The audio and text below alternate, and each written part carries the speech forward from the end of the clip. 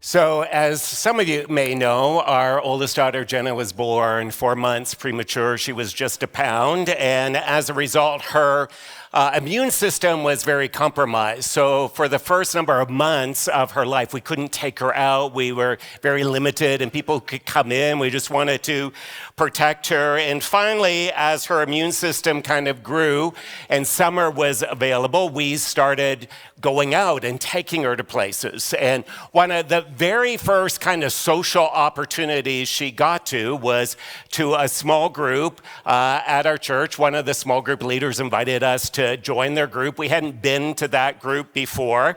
And so it was a big day for us because she'd never been out. We packed up, we got everything, went to the house, and our jaws dropped because as we walked into the living room, they, friends, had the whitest couch you've ever seen. I mean, whiter than white. I don't know how they got it so white. Not white for babies, I'll just say. And so we sat there, and she's given us permission to share this. We sat there, and my wife and I kind of had Jenna on our lap and in between us, and we're on this beautiful white couch, and all of a sudden I feel something wet on my leg. And I look down, and Jenna has had the biggest diaper explosion you can imagine. And I don't know, out of this little preemie body, how so much could come. It seemed impossible. And we did what any self-respecting couple would do. We ran quickly, both of us, to the bathroom because we didn't want to be able to kind of face the couple who owned the couch. And truthfully, it was a two-person cleanup job. And we went back into the living room, and the hosts were very gracious, and they had tried to clean it, and they did what any host would do. They flipped the cushion over, and it was all nice and white again, and we had dinner. We had a beautiful dinner, and went back, and foolishly, friends, after dinner, what did we do? We sat down on that same couch, on that overturned cushion, and Mount Vesuvius erupted a second time. And we ran and cleaned up, and now both sides of this white cushion, they were soiled. And we tried to, apologize. We'll pay for it. We'll pay for dry cleaning. What can we do? And the hosts, they were super, super gracious. Oh, it's okay. But I'll tell you, it was a barrier for a while between us and that couple. It was always embarrassed. Every time we saw them, we were like, oh, we're so sorry. We would have to apologize, explain everything that happened. And they were, oh, no, it's fine. But when you soil someone's things, it puts a barrier. How much so between us and God? How do flawed people have a relationship with a flawless God? And as we looked last week at the 10 Commandments, and here's what God's desire, here's the best way to live as people. And you know that maybe you've fudged the truth, or maybe you've had hate in your heart, or maybe you know that you've not been honest on your income tax. How does a person who is flawed have a relationship with a flawless God? And the good news is there's a whole book in the Bible that tells us how to do that. It's a whole book of the Bible that just says God is so eager for a relationship with us that he provides what is needed so flawed people can have a relationship with him. So I invite you this morning, I know you're excited, I know you're getting ready to this. Would you turn to the third book of the Old Testament, Leviticus? I know many of you are so excited. You just can't wait to dig into the book of Leviticus. And if you're new or you don't know much about the Bible, which is okay, we're so glad you're here. Leviticus is kind of known as the stopper to people reading the Bible. People read Genesis and they're all excited. They read Exodus about what God does in delivering people. And they get to Leviticus and it looks like a bunch of rules and they give up.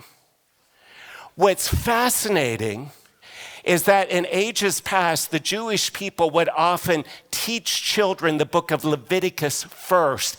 It was the first book that children and students would study. They wouldn't study Genesis or Noah or Abraham or Joseph or Moses. They would study Leviticus because Leviticus is all about a relationship with God. It teaches us that we have a God who eagerly wants a relationship with us.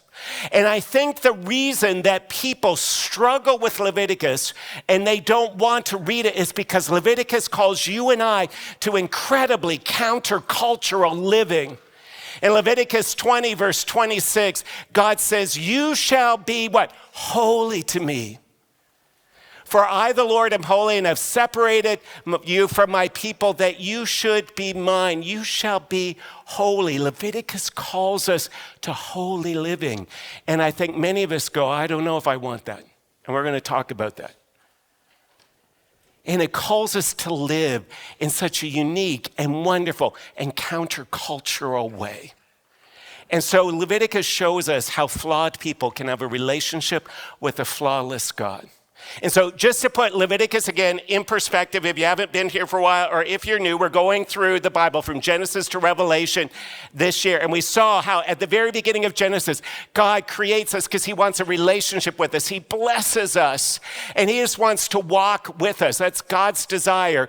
And Adam and Eve, they chose not to walk with God. They wanted to do their own thing, and sin entered the world and marred that relationship. And God promised that there would be a Savior, someone who would provide forgiveness and would be able to restore that relationship with God. We saw God brought Abraham into the picture to create a family from whom the Savior would come. And then that family became many people as they sheltered down in Egypt. And as they were growing in number, they became a threat to the people of Egypt, and so they became enslaved, and they called out to God.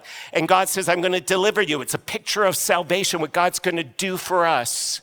And so God, through the sacrifice of a lamb, and they put some blood on the doorpost so the angel of death would pass over them. And God freed the people. And we saw last week, he's taken them from bondage and slavery to freedom in a new land, back where Abraham was. And they stop at Mount Sinai, and God gives them some law. He gives them first the moral law, 10 commandments. This is the best way to live. And then the rest of the book of Exodus is really about the construction of a tabernacle, a tent of meeting, or the construction of what would later be the temple. It was, here's where God's going to dwell. It's like God's palace. God says, I just want to be your king. You don't need an earthly king. I just want to be your king. And so they build this temple. It says the Spirit of God dwelt and came and inhabited. So Leviticus is, how does flawed people live with a holy God? When God moves into your neighborhood, when God moves into your life, how do you live as flawed people with a holy God? And so what Leviticus does is it calls us first to holiness before God. And then it gives the provision. But we see here the call to holiness. You shall be what? Holy unto me. And some of you may be here and you go, this is exactly why I don't like church. This is what gets me about Christianity. It's all these people who think they're holier than others and they're better than others, and they look down their nose at others. That's not what holiness is. There's never an aspect of we're holier than someone else. And you may say, well, that's what I don't like about Christianity. It's all about rules, and you have all these rules, and you read Leviticus, and truthfully, there are a number of kind of rules. And we may fight against the rules, but we love rules. To be truthful, I do not like that on the 404 as I drive home, I have to go 100 kilometers an hour. I don't like that rule. I want to go about 130. But I went to Kampala in Uganda last year, and I don't think there's any rules. The driving was terrible. Everybody did what they want. And what was I saying? I was like, don't they follow any rules around here? And God says, here's the best way to live. And the word holy, as Maya said, it really just means set apart. It's something different. It's other. It's got a unique purpose, that God is completely other. He's not like any other God or any other thing. He's completely different. And we have things that are holy, set apart in our life. This, my coffee mug, this is holy, folks. The only thing that goes in here is coffee. It is set apart for coffee. I have some mugs like this at home. And people who shall remain nameless continue to put like apple juice or pomegranate juice in my coffee cup. And I go to take a swig of coffee. It's like, oh, apple and coffee don't go together. This, nothing else but coffee's ever been in it. It's holy. It's set apart because it's the best. And I bet you have things that are holy. You may have a chair. That's just your chair. This is my holy chair. This is just for me. You may have golf clubs. These are like my golf clubs. Nobody else is ever going to use them. You may have like, this is my holy pen. No one else touches my pen, touches my stuff. It's set apart. And that's what God says. We are set apart, unique for him. In fact, at the root of kind of holiness, particularly in the English language, is the idea of wholeness. That what holiness is, it's an integration of every part of our life to live well. What does it mean for us to live whole? Body, mind, and spirit. In fact, when you read the book of Leviticus, you see that not only are called to holiness of the king, but there is a call for us to be holy in just everyday parts of our life. There are some aspects, some guidelines, some rules in Leviticus that just tell us how to live. And some of them have to do with diet. And if you read the book of Leviticus, you read what's we would know is kind of kosher diet, things that are good or not. There's a lot of talk about blood, and you shouldn't eat a lot of blood in your food. And for those of you who like rare steak, you're like, well, this is wrong. Like, why should you do that? It's because they lived in a different culture. It was for a different time. They were out in the middle of the wilderness. It was hot. Things would spoil. God was trying to keep them whole and protect them. We talk about what animals were clean or unclean, what animals you could have. And we talk about like moles and rats and mice and lizards. And it's like, stay away from those. In fact, I love this verse. I think we would all probably follow it. In Leviticus chapter 11, verse 33, it says, if any of those, if like a mouse, a lizard, if a rat falls into any earthenware vessel, all that's in it shall be unclean, and you shall break it. Like, get rid of it. Like, are you going to eat, if you found a rat in your flour, are you going to eat that flour? Are you going to make cookies out of that? You're going to throw it out. If any food in that could be eaten, on which water comes, it shall be unclean. And all drink that could be drunk from every such vessel shall be unclean. Everything on which any part of the carcass falls shall be unclean. Whether oven or stove, it shall be broken in pieces. They're unclean, shall remain unclean for you. I can tell you, if we find a rat or we found him out in a bowl, we're never using that bowl again. And that's what Leviticus says. Hey, be wise. It's fascinating. During the Black Plague, the Black Death, in some places, the Jewish people were blamed for it because the Jewish people didn't succumb as often. They stayed healthier. And people were going, oh, they must be giving the Black Death because they're immune from it. It wasn't that they were immune from it. It was that they were following those rules. If they saw rats or mice, they didn't have anything to do with it. And they stayed healthy because God says, here's some good ways to live. And you may say, but we don't follow some of those rules anymore. And some of those we don't follow because our culture's different. And as Christians, we only follow any rules that's there that have been kind of repeated in the New Testament. They were for a time, they were for a nation. Some of the rules in Leviticus were only for the 40-year period that Israel was in the wilderness. But it also talks about holiness in relationships with other people and holiness in how we treat people. And when you read Leviticus, it's not unusual, it's not difficult, it's how we would want to be treated. It talks about being generous. In Leviticus 19, verse 9, it says, when you reap the harvest of your land, you shall not reap your field right up to its edge, neither shall you gather the gleanings after your harvest, and you shall not strip your vineyard bare, neither shall you gather the fallen grapes of your vineyard. You leave them for the poor and the sojourner, for I am the Lord your God. And so God said, hey, be generous. This is what holiness is. It's not hoarding everything for yourself. It's not saying I have to have every last bit of thing. It's like being generous. Make sure that people can come and you have something to give. And the part of being set apart and a unique people of God is that we have radical generosity. We live very open-handed.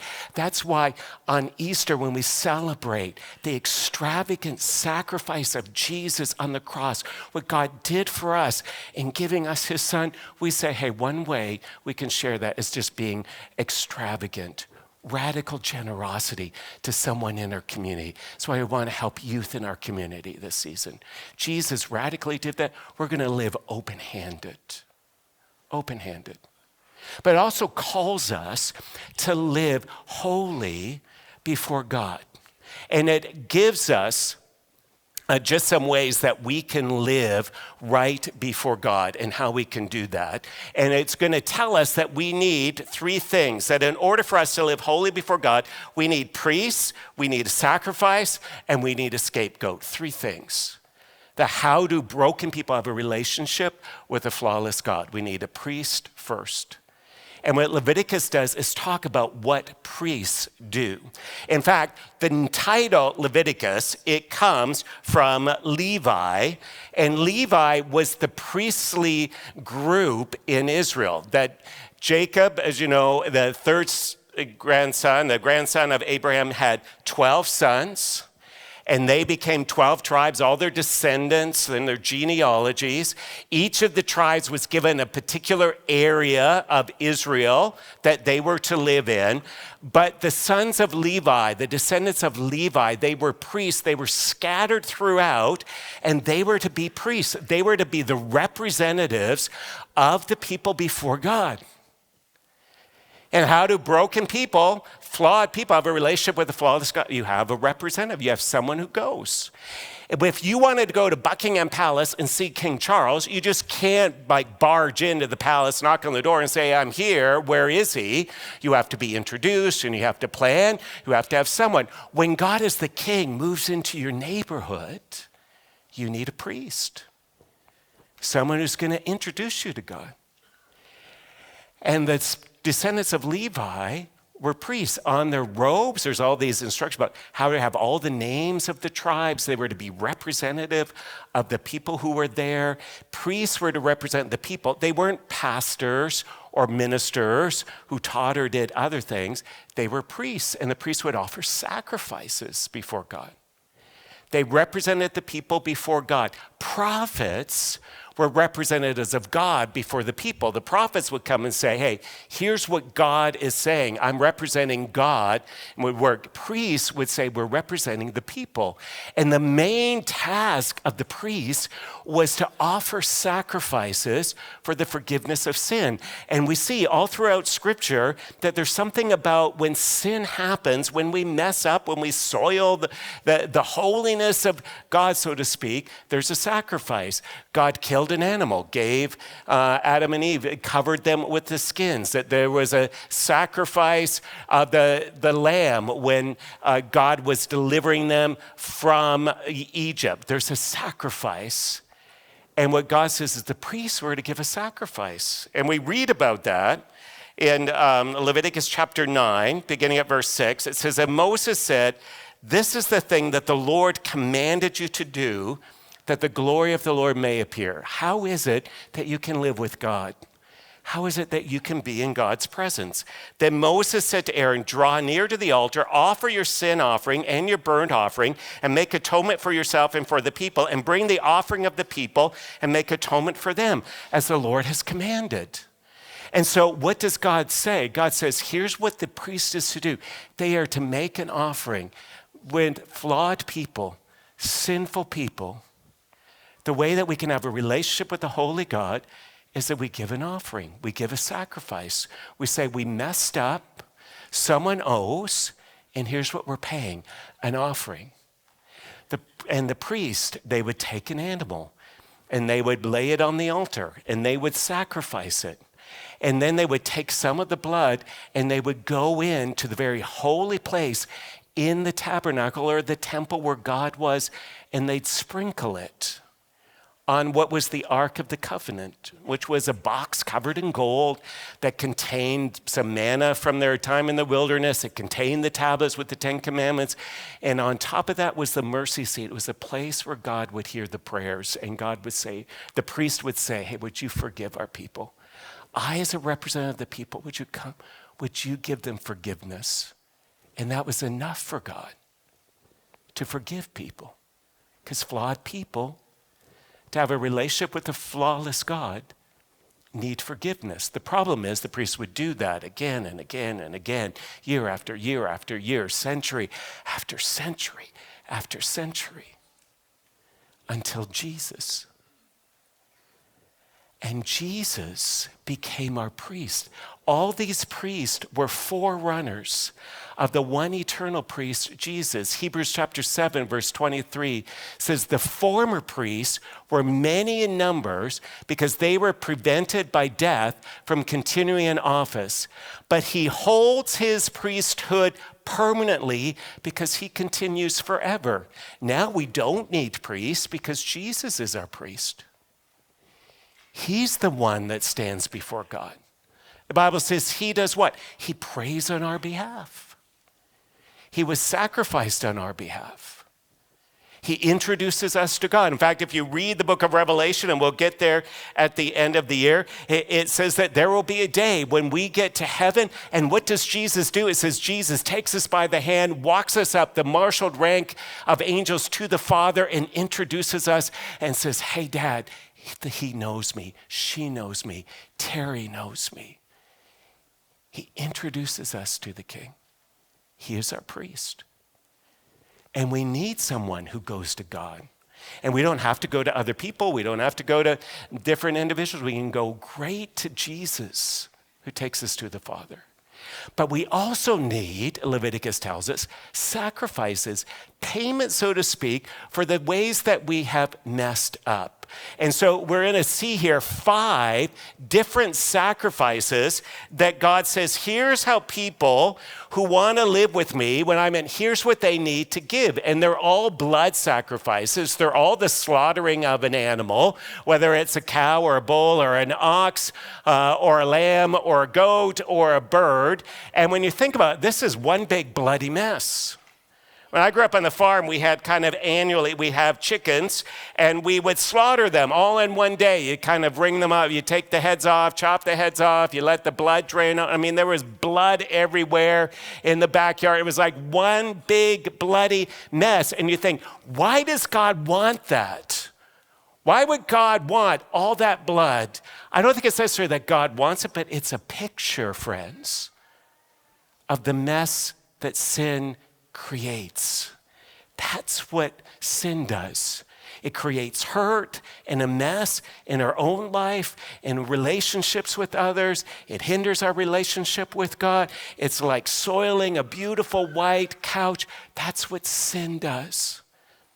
And each of these 5 offerings that are outlined here in Leviticus, they're here to give different pictures of what we are to offer to God. The first is that there is what's called the burnt offering. And a burnt offering was one animal that was very valuable, that was forgiven, that was given to really be a sign that we're giving all of who we are to God. And then Leviticus chapter 1, verse 3, it says, if this is a burnt offering from the herd, he shall offer a male without blemish. He shall bring it to the entrance of the tent of meeting, to the temple, where they may be accepted before the Lord. He shall lay his hand on the head of the burnt offering, and it shall be accepted for him to make atonement for him. And then he shall kill the bull before the Lord. And Aaron's sons, the priests, shall bring the blood, throw the blood against the sides of the altar, that's the entrance of the tent of meeting, and he shall flay the burnt offering and cut it into pieces. And what the burnt offering was, it was to be a symbol that I'm giving everything I am to God, that I am sacrificing and surrendering everything I have, all that I have, to God. It was just saying, God, I'm yours. That's why there was the offering. The burnt offering was just one that said, God, I'm yours. And notice, it says they were to do what? Cut it up, give every different piece. Why would they do that? It's to show that every part of ourselves, friends, belongs to God. Every part. In fact, Paul talks about this in Romans chapter 12, verse 1. He says, I appeal to you, therefore, brothers, by the mercies of God, to present your bodies, what, as a living sacrifice, holy and acceptable to God, which is your spiritual worship. It says to present what? Your whole body. And the burnt offering shows that God desires every part. We can't just say, hey, God, you can have part of me, but you can't have my mouth. I'm going to talk the way I want. Or God, you can have every part of me, but not my eyes. I want to look at what I want. Or you can have all of me, but not my hands. I want to do the work and the things that I want to do. The burnt offering was a reminder, friends, everything we have belongs to God. What are you holding back? Is a part of your body. You're saying, oh, no, God, you can't have that. The burnt offering was a reminder everything belongs to God. Secondly, there was a grain offering. And the grain offering was the things we have belong to God. The burnt offering is our lives belong to God. The grain offering is our possessions belong to God. Sometimes they would give grain, they'd give vegetables, they'd give fruit. Sometimes they would take the grain and make bread and offer the bread. It was a sign that what we have, it belongs to God. That everything we have. And that all that we possess, God owns it. We're just stewards of it. And I think one of the downside, there's lots of upsides that we don't pass an offer. We talk about the offer. We give you a chance to do that. One of the downsides of not taking an offering every week is that we can be easily forgetting that God owns everything. The weekly offering was a reminder. It belongs to God. It belongs to Him. And then there was what was amazing, it was kind of fun, this fellowship or peace offering, which was really a party.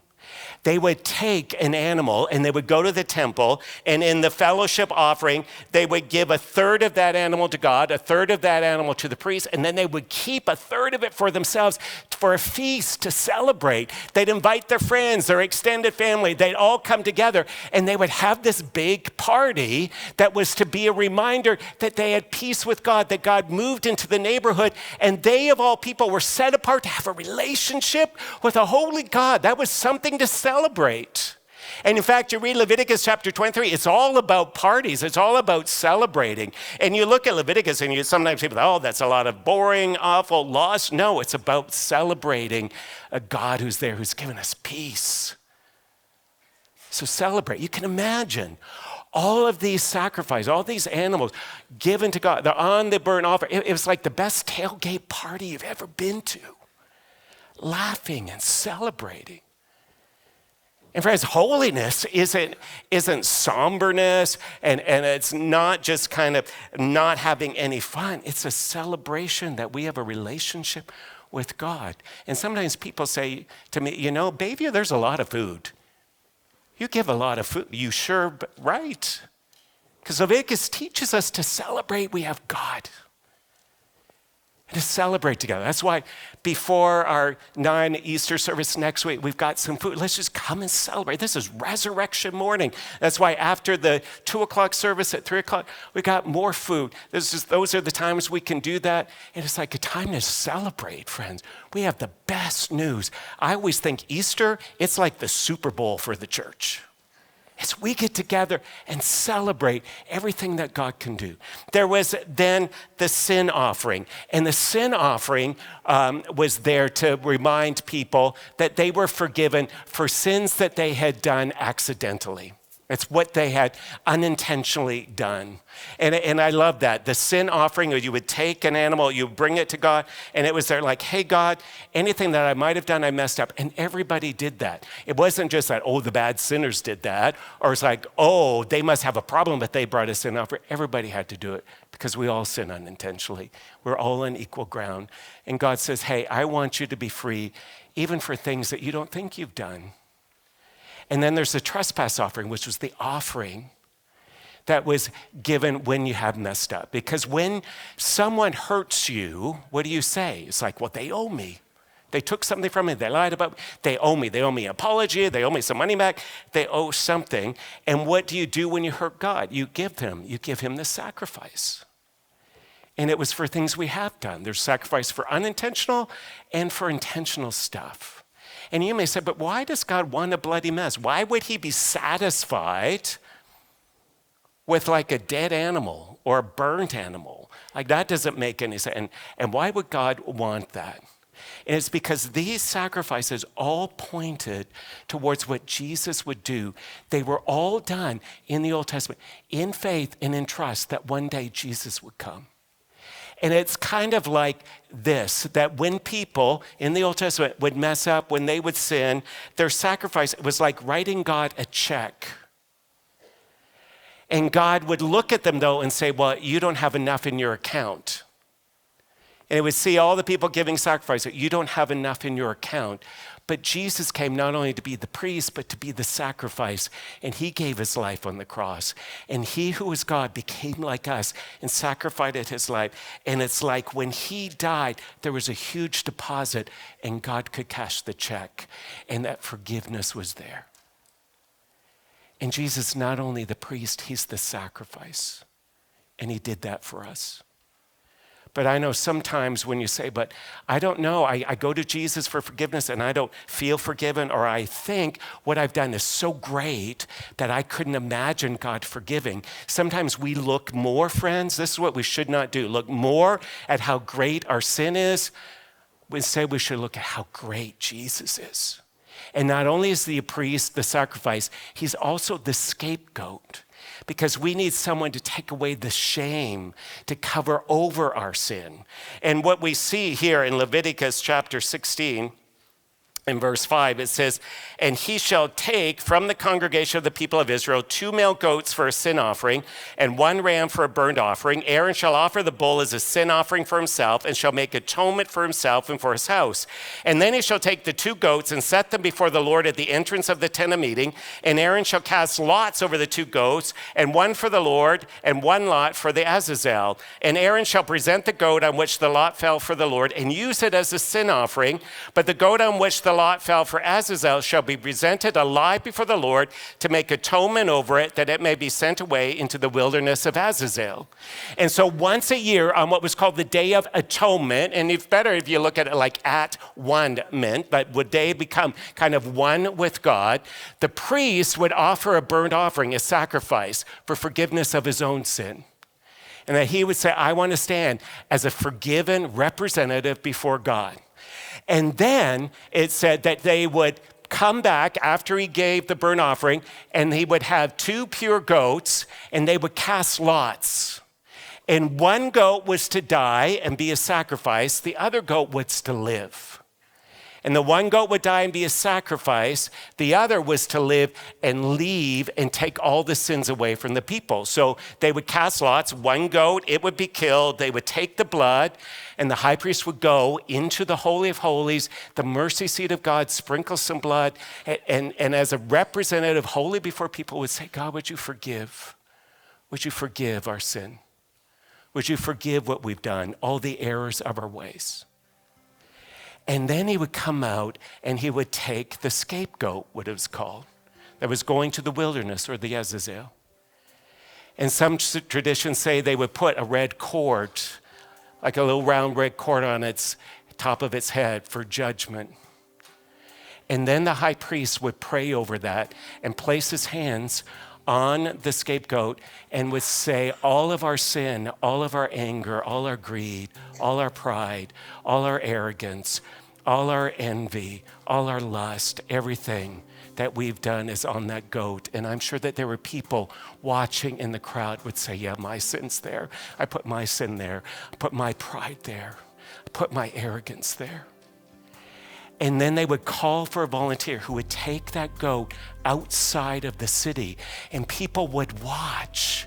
Not only knowing their sins were forgiven in the temple, but their sins were carried away, taken away on that scapegoat as it walked out of the city. And they would say, by greed, by anger, it doesn't bother me anymore. God's not only forgiven it, but he's taken it away. And they would take the goat as far out of the city so it was lost, could never find its way back into the city, so that every person would know that their sin has left the building, their sin is gone. And friends, this is Palm Sunday. We begin a week of just remembrance of what Jesus did, how he came to be not only the priest or the sacrifice, but also the scapegoat. And on that early Friday morning, that the Pilate said, hey, I want you to choose, people. I want you to choose Barabbas or Jesus. Who are you going to blame this mess on? Who's going to die? And the people, the lot fell on who? Jesus. And they placed a crown of thorns on his head that created a red circle of judgment upon him. The king was judged by the people, and he hung on the cross and he died. He died as the sacrifice for our sin, all our sin on him, but he died as the scapegoat to take away the guilt and shame of our sin. And he did that so that we don't think, oh, I don't feel forgiven, or God may forgive me, but he can't forgive that, or God may forgive somebody else. But he did it so that your sin would leave the building. And some of you have been sitting for years with guilt that Jesus has forgiven you, but you don't see him as a scapegoat. You still hold on to the shame of the past, the guilt of the past. The goat has left the building. They took Jesus where? Outside the city. They didn't crucify him in the city. They took him outside of the city so our sin could be gone. So I invite you to stand and let's worship Jesus, who is our high priest, our sacrifice, and our scapegoat, who not only forgives us, but takes our sins away. Let's worship together.